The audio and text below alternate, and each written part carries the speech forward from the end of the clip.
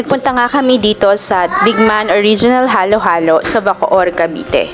Ito nga raw ang kauna-unahang halo-halo noong panahon pa ng Hapon. Maraming nagsasabi na napakasarap ng halo-halo dito at syempre, nag-try kami. Umorder kami ng halo-halo for 100 pesos yung meron ng ube ice cream. Kung ako ang tatanungin, very classic lang ng lasa at may kanipisan ang serving nila ng leche flan at hindi rin gaanong karami ang sahog. Siguro dahil hapon na rin kami nagpunta at paubos na rin yung mga sahog nito. Pero marami din nagsasabi na naiba nga raw yung lasa nito compare doon sa unang timpla nito. Masarap yung ube ice cream nila, talagang malalasahan mo yung ube flavor. Pero hindi ko talaga nalasahan yung leche flan nila kasi sobrang nipis, parang kasing nipis ng papel, ganon. OA.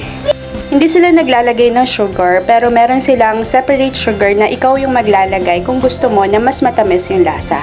Kung tatanungin niyo ko kung sulit ba yung 100 pesos, para sa amin hindi dahil dalawang sakay pa yung binyahe namin para makarating dito at yung lasa niya, sa sobrang classic kalasa niya yung mga halo-halo na mabibili mo sa kanto.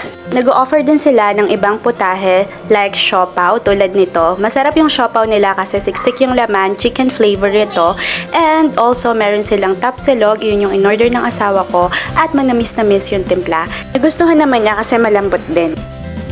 Itong tapsilog is for 100 pesos and yung siopaw naman kanina is for 30 pesos. Nasarapan din ako sa tapsilog kasi like ko yung manamis-namis yung lasa. Meron din silang jumbo hotdog for 20 pesos. Yun lang, bye!